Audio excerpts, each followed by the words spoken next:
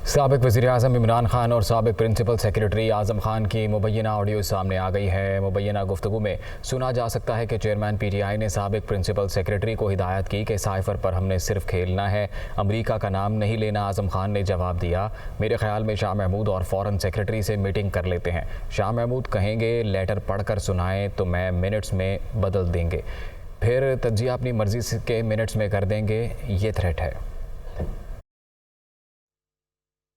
हमने सिर्फ खेलना, नाम नहीं लेना अमरीका का, बस सिर्फ खेलना है इसके ऊपर कि ये डेट पहले से थी। आज नई जो चीज आएगी ना कि वो जो लेटर मैं सोच रहा था साइफर का एक मीटिंग मेरे ख्याल में कर लेते हैं।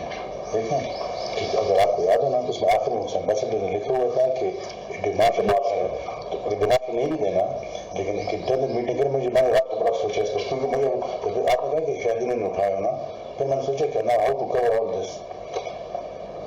एक मीटिंग करते शामिल कुरैशी और फॉरेन सेक्रेटरी को शामिल कुरैश करेंगे कि वो लेटर पढ़ कर सुनाए, तो जो भी सुनाएंगे ना मेरे पास कॉपी और नहीं बता दें, वो मैं मिनट्स में कर लूँगा कि फॉरेन मिनिस्टर ने यही चीज़ें सुना, फॉरेन सेक्रेटरी ने यही चीज़ सुना दी, इसमें ये था।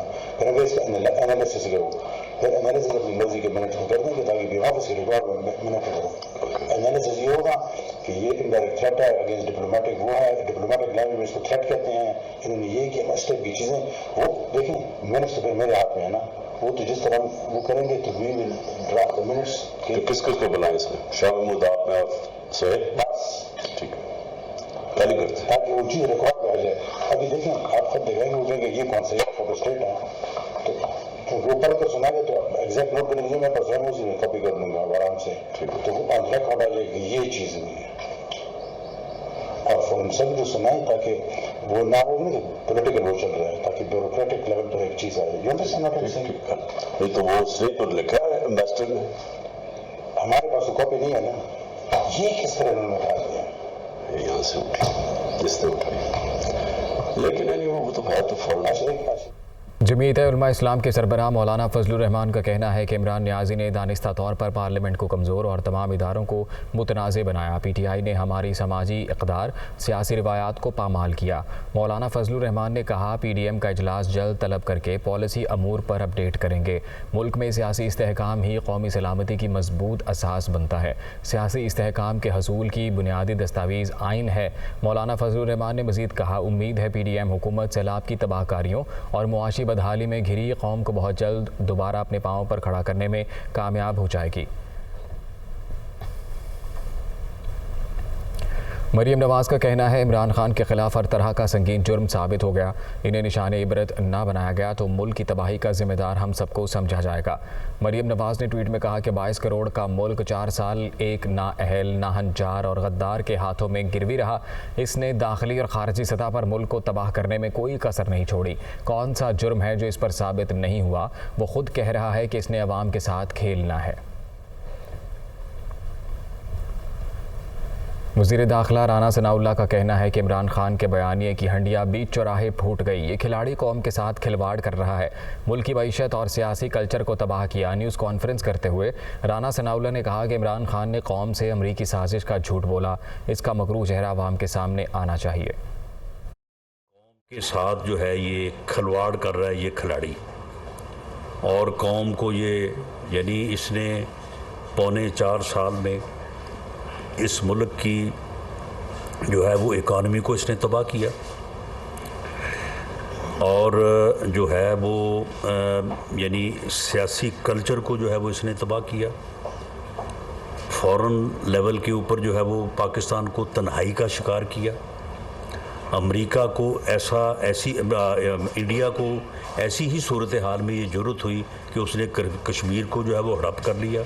इसके इन करतूतों की वजह से इसके ख़िलाफ़ इसके अपने अलाइज़ इसके ख़िलाफ़ हो गए। इसने जो है वो अमरीकी साजिश का एक बयानिया, एक फ्रॉड, एक झूठ जो है वो इस कौम के जो है वो सामने रखा। ये साजिश जो है ये अब ये तुम्हारी ऑडियो से जो है वो बिल्कुल जो है वो साफ बात सामने आ गई है। इसकी फर्ज़ करवाएं। मैं समझता हूँ कि पूरी कौम को इसका ये मकरू चेहरा जो है इसकी शनाख्त करनी चाहिए।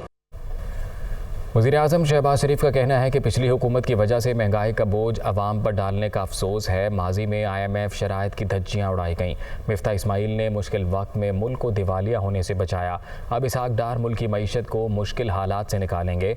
नए वज़ीर ख़जाना की कामयाबी के लिए दुआगो हैं। वो काबीना के इजलास से खिताब कर रहे थे। मिफ्ता इस्माइल साहब हमारे वज़ीर ख़जाना थे। उन्होंने बहुत मेहनत से, बड़ी अरगरेज़ी से काम किया। पाकिस्तान को एक ऑलमोस्ट डिफ़ॉल्ट सिचुएशन से पाकिस्तान को बचाया। यकीनन बहुत हमें तकलीफ़ थी इस बात की कि हम एक बहुत बड़ा महंगाई का बोझ आवाम के कंधों पर डाल रहे हैं, जिसका हमारी ज़िम्मेदारी नहीं थी।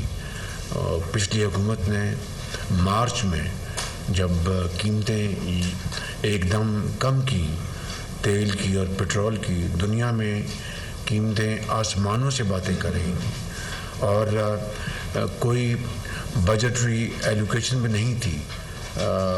कीमतें कम करने के हवाले से जो सब्सिडी दी गई, उससे दो नुकसानात हुए। पाकिस्तान को कर्ज़ों में मज़ीद जकड़ा गया। IMF की जो शराइत थी उसकी धज्जियाँ बखेरी गई। वफाकी वज़ीर ख़जाना इसहाक डार का कहना है कि 4 साल में पाकिस्तानी मईशत को ऐसे तबाह किया गया कि कोई दुश्मन भी ना करता। मेरे ख़िलाफ़ झूठा केस बनाया गया। इंटरपोल में भी इमरान खान की हुकूमत को शर्मिंदगी का सामना करना पड़ा। जो वज़ीर और मुशीर मुझे इंटरपोल के ज़रिए लाने के दावे करते थे, वो आज कहाँ हैं? वो शर्म करें और कौम से माफ़ी मांगें।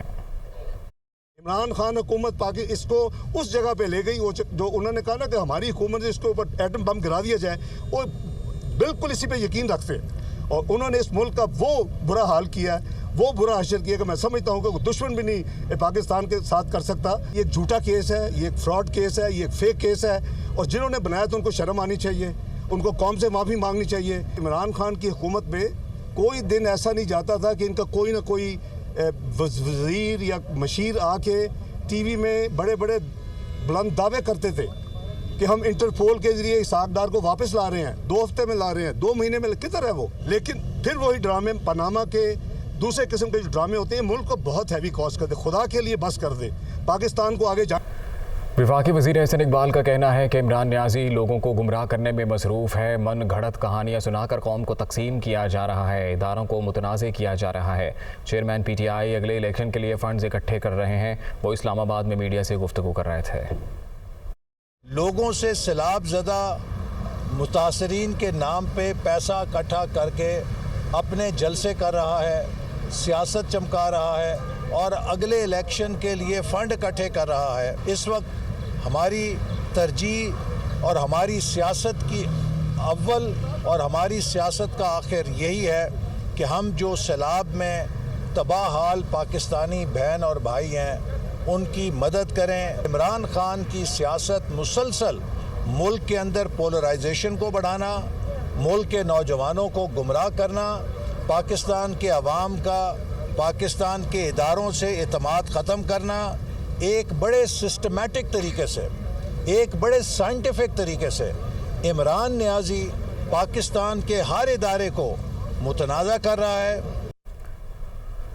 अवामी मुस्लिम लीग के सरबराह शेख रशीद अहमद का कहना है कि मौजूदा हुकूमत भारत के साथ तिजारत करना चाहती है। इसहाक डार के पास महंगाई ख़त्म करने के लिए कोई हल मौजूद नहीं। मुजफ्फराबाद में प्रेस कॉन्फ्रेंस करते हुए शेख रशीद अहमद ने कहा, पाकिस्तान हसास, तशवीशनाक और फैसला कुन दौर से गुजर रहा है। PDM बंद गली में फंस चुकी है। मुल्क को बहरान से निकालने के लिए इलेक्शन ही वाहिद हल है। शेख रशीद ने मज़ीद कहा, इसहाक डार आम जहाज़ में पाकिस्तान आते तो उनको मालूम हो जाता कि अवाम उनके साथ क्या करती। शेख रशीद ने पेशगोई की कि पाकिस्तान में आने वाले दोनों दिनों में अहम तब्दीलियां होने जा रही हैं।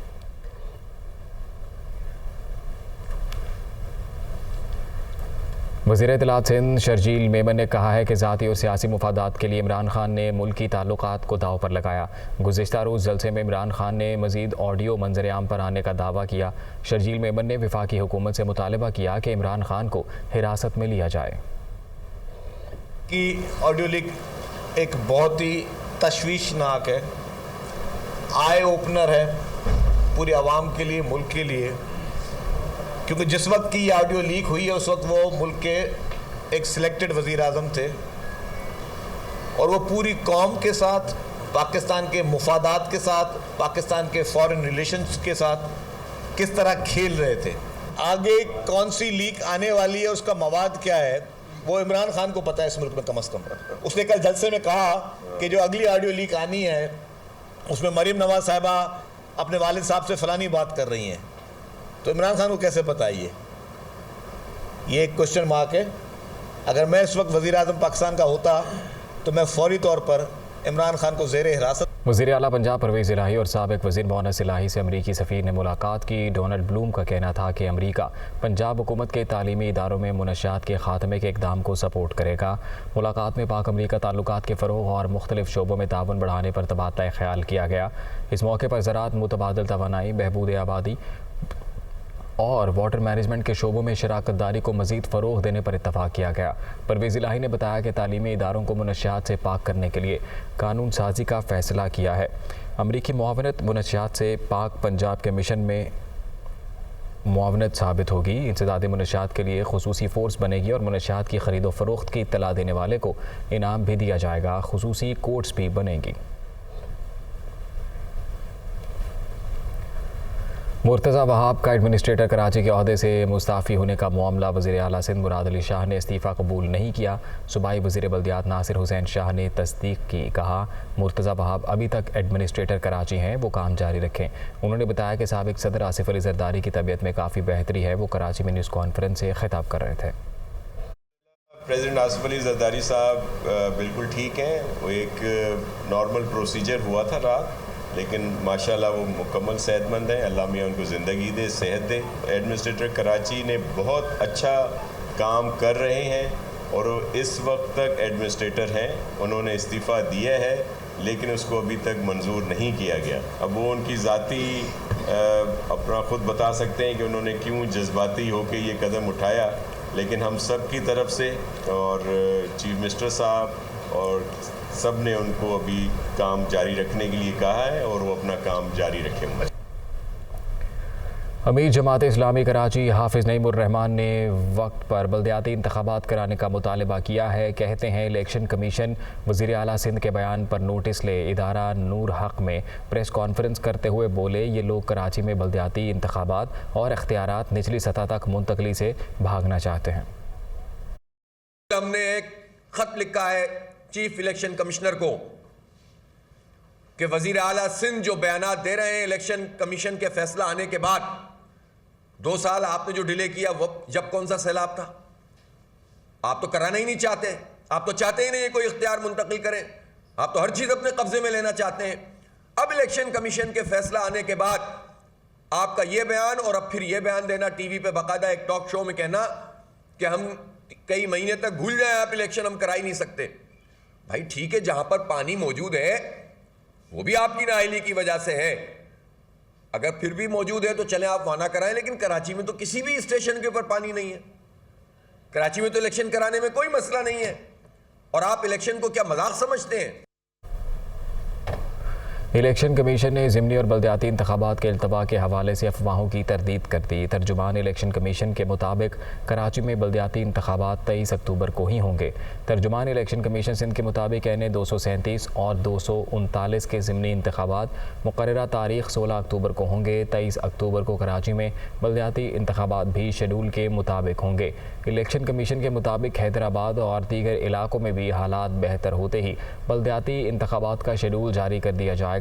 इलेक्शन कमीशन की जानिब से इंतखाबात की तमाम तैयारियां मुकम्मल हैं। कोयटा में रोटी के निर्ख पर इंतज़ामिया और नान भाइयों के दरमियान मामला तय पा गए। 200 ग्राम की रोटी 20 रुपये जबकि 300 ग्राम की रोटी के नए निर्ख 30 रुपये मुकर्रर कर दिए गए। तंदूर एसोसिएशन के मुतालबे के बाद कोयटा में रोटी के रेट में 5 रुपये का इजाफा कर दिया गया। ज़िला इंतज़ामिया और तंदूर एसोसिएशन के दरमियान मुज़ाकरात के बाद रोटी के निर्खों में इजाफे का नोटिफिकेशन जारी कर दिया गया, जिसके बाद आज से 15 रुपये में बिकने वाली 200 ग्राम रोटी के रेट 20 रुपये और 25 रुपये वाली 300 ग्राम की रोटी के रेट अब 30 रुपये मुकर्रर कर दिए गए हैं।